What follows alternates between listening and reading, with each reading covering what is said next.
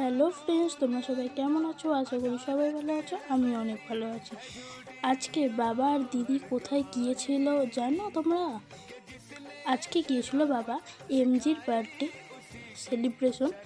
বাবাদের সব বন্ধুবান্ধব গুরুজনরা সেলিব্রেশন করবে, ওই কারণে ব্যারাকপুর থেকে নেমে শ্রীরামপুরে একটি চার্চে, যেখানে দুস্থ বাচ্চাদের বিনা পয়সায় চিকিৎসা করানো হয়, সেইখানেই ছোটোখাটো বার্থডে সেলিব্রেশন করার জন্য এমজির সেখানে যাওয়ার উদ্দেশ্যে গিয়েছিল। আগের বারে আমি গিয়েছিলাম, কিন্তু এইবারে না আমি যেতে পারিনি, কারণ আমার একটু দরকার ছিল, তাই আমি যেতে পারিনি।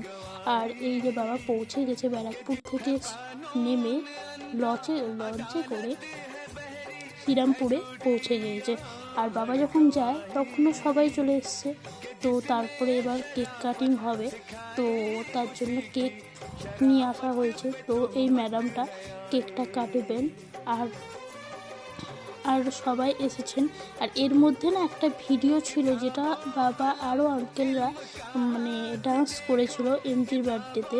তো সেই ডান্সের ভিডিওটা কী কারণে ভুলবশত আমার মনে হয় ফোন দিয়ে ডিলিট হয়ে গেছে, তার জন্য ক্ষমা প্রাপ্তি। আর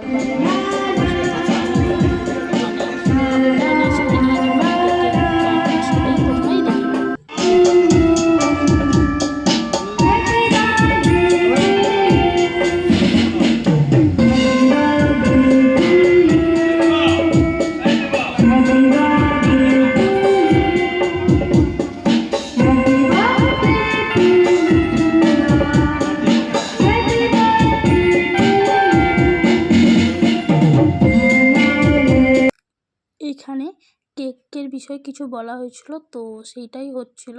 তো আমি সেদিন যেতে পারিনি একটা কারণবশত, তার জন্য আমি সেইভাবে ভিডিওটা করতে পারিনি। আমি গেলে হয়তো অতটা মানে করতে পারতাম। যাই হোক, বাবা যতটা পেরেছে ততটা করেছে। আর এখানে সব আঙ্কেলদেরকে দেখিয়ে দিলাম, আমার দিদিকে দেখিয়ে দিলাম।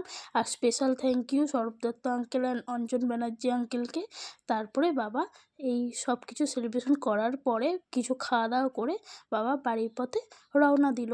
তো দেখা হচ্ছে তোমাদের সাথে নেক্সট ব্লগে। তো আজকের মতো এইটুকুই, টাটা। আর সবশেষে এটাই বলবো, হ্যাপি বার্থডে মিঠুন স্যার, সবসময় ভালো থাকবেন।